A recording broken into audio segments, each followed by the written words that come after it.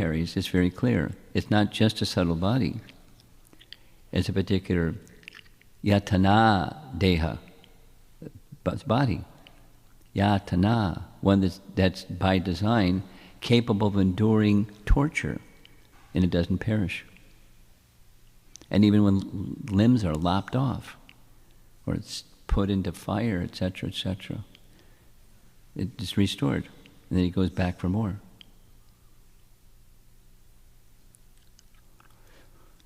So take in course of time, as you mature in your Krishna consciousness, don't be immature and, checking Prabhupada out kind of mood. Is it true, what he wrote? But that there's alignment, there's the absolute consistency. There's a source, Krishna, Brahma, disciplic succession, etc. It's there in the pages of the Bhagavatam. Brahma to Narada, Narada to Vyas, Vyas compiled, and so forth. Sukadeva Goswami was taught, Sukadeva Goswami spoke, Sutta spoke what he heard, as we discussed during the Japa retreat, with rapt attention he heard, and he's simply repeating what he heard, according to his realization. So since the Bhagavatam, are the teachings consistent with the Bhagavatam? Through disciplic succession. It's a detail, but it's an important detail. It's faith nourishing. And it'll prevent us from, heading for the ditch, because it happens. It is happening. Persons take teachings and they go over this way, because it's just part of what happens. There are persons who are munis, and they got to come up with a new twist. That's the characteristic of a muni. Something different. And then there's some acclaim, but that's interesting.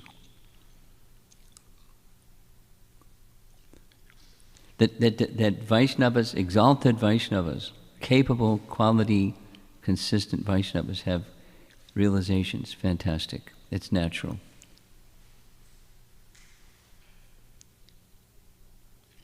Those realizations need to be held up to the light of Scripture and the previous acharyas, and not supersede the previous acharyas. If one does that, according to Chaitanya Mahaprabhu, this is one becomes guilty of offense. Forget the term, it starts with an M. Markata something. So we want to be thoughtful, we want to be thorough, we want to be careful, and follow in the footsteps. One will have realizations and express those realizations according to your realizations, which is not, so how do you distinguish what's born from the interaction of the modes of nature producing a realization? The Supreme is like this, Supreme is like that. How do you know those that are produced in that way and those that are realizations that are genuine realizations that are authentic and can be accepted? There's alignment with our disciplic succession, so one must be familiar with disciplic succession, starting with our founder Acharya.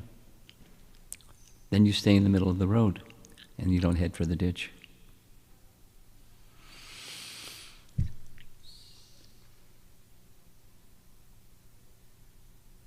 Very elevated devotees started drifting and headed for the ditch. It happened. And it's happening.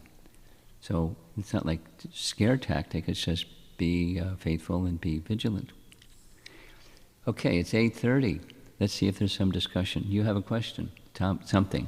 Yes, Maharaj. First of all, thank you so much for this enlightening class, the clarification about the body, the Vedanta Sutra. I could sit with you for hours. Thank you.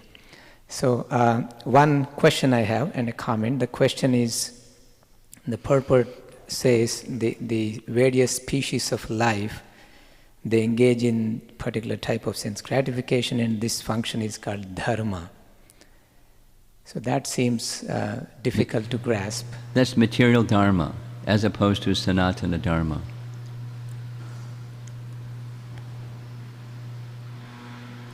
So the reason I was confused about that, and the purport seems to be, these are the words that are used to address Krishna. Different people call Krishna with these names, time, dharma, svabhava. Correct. And the purport is talking about the species dharma. So because there's a verse, dharmena hina pashubhis samana. Without dharma, you're an animal. Attributing dharma to the species, I don't know, for some reason my mind is thinking this must be svabhava, nature, than dharma. Yes. But svabhava, there's another word svabhava also in the verse. That's okay. Yeah. It's another way of looking at the same thing. And you use this term, or you use that term, but you're looking at the same thing. Mm-hmm. Yeah. So that's one. And the comment is about the Buddhism you mentioned. It reminded me of Bhagavad Gita in the 2nd chapter. In one verse, Krishna tells Arjuna, even if you think everything is temporary, still there's no need to lament. And in that purport, Srila Prabhupada mentions Buddhism, and almost like, but it existed under different names, like Lokayatikas and things like that. So I thought I would just mention that. Thank you. That's really simple. And if you want complicated, Vedanta Sutra and Baladev Vidyabhusan's commentary, verse after verse after verse after verse after verse, with fine precision, looking at the different views of what is Vedanta, what is the ultimate source of everything. And some say this, some say that, some say the other, some say another thing, all under the umbrella of Buddhism. And then there's sub-branches. So it gets more complicated. And I would like that material that you have, please, if you could share. I didn't do it yet. Should I send it to you, Radha? Are you interested? I'll send it to you and you can provide it to whoever wants it or something like that. Thank you, Maharaj. Thank you. Something else? Yes. In the purport, it says Tantra Bhagavata. So is there more than one Bhagavatam? Madhvacharya is referring, no, there is a Tantra Bhagavata. I was just confused. We know only one Bhagavata. So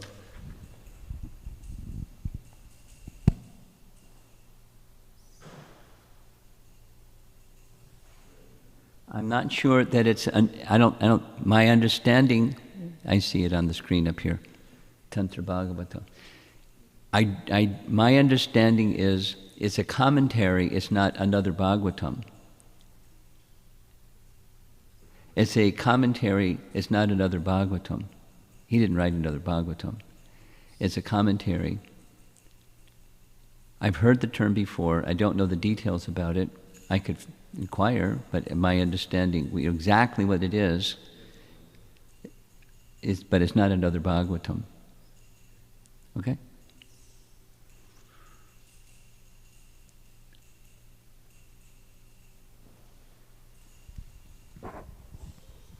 Can you say something about the subtle body? I don't know so much about it. What? Can you say something about the subtle body? About the which? Subtle body. Sarva Upadi? Subtle body. Subtle body. You want to hear something about a subtle body?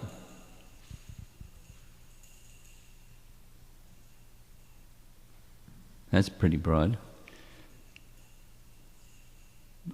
Okay, something about the subtle body. It's one of the coverings. That subtle body carries the soul, accompanies the soul, not like Supersoul accompanies the soul. It's a covering that eventually is dissolved. And when the covering is dissolved, the subtle body there's a potency in bhakti to dissolve the subtle body. And there isn't another capacity to dissolve the subtle body. At least that's how it's described.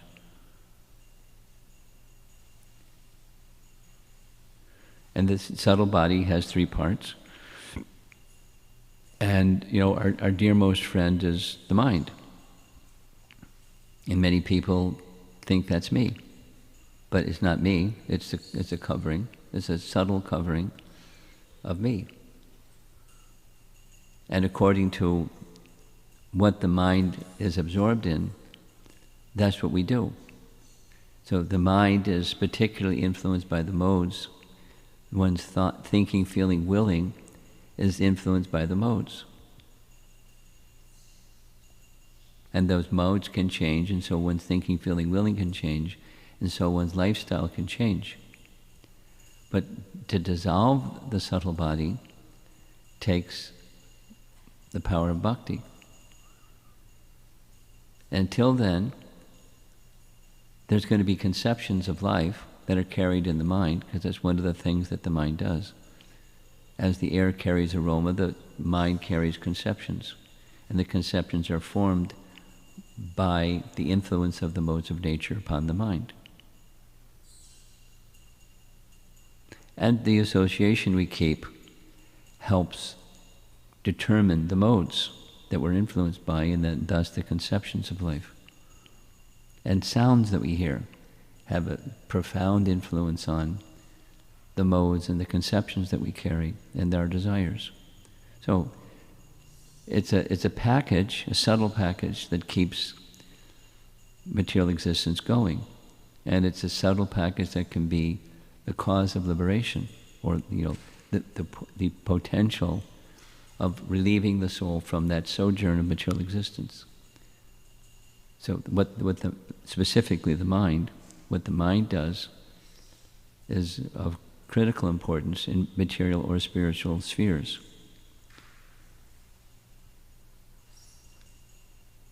So we, performers of yoga, bhakti yoga in particular, we want the subtle body to be aligned with Krishna, and not just, the self that's imagined in a certain way or conceived of in a certain way, according to like this verse, the mixing of the modes.